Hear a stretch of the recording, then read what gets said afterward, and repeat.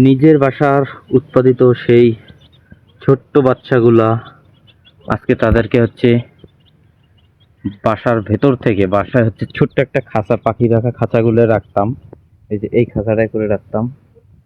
তো আজকে চিন্তা করছি যে ওইখানে জায়গা হচ্ছে না, ওরা একটু যত ওষার প্রসার জায়গা থাকবে, বড় জায়গা থাকবে, তারা হাঁটা চলা করবে, তাদের জন্য হয়তো একটু উপকারিত হবে। তাই চিন্তা ভাবনা করে হচ্ছে বাসার হচ্ছে পুরাতন মশারি ছিল, সেই মশারি দিয়ে এরকম একটা জিনিস করে, এই যে আমাদের বাগানের মাঝে গরু ছাগল সবকিছু আছে, এই যে ওইদিকে ছাগল আছে, সবকিছু এইখানে, তার মাঝে হচ্ছে তাদেরকেও রাখছি।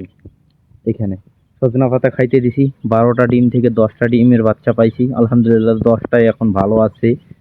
তো চারোদিকে হচ্ছে এরকম বাঁশের পাতা দিয়ে রাখছি লম্বা, যেন বাইরে হতে না পারে বা শিয়াল বিজি কিছু যেন নিয়ে যেতে না পারে, এই কারণে এভাবে রাখা।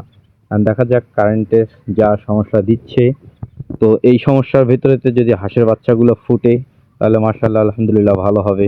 বাচ্চাগুলা গ্রোথ কিরকম আছে একটু জানাবেন, তারা কিরকম সুস্থ আছে আছে, যারা মুরগি পালন করে থাকেন রেগুলার, তারা একটু জানাবেন যে বাচ্চাগুলো আসলে কিরকম সুস্থ আছে।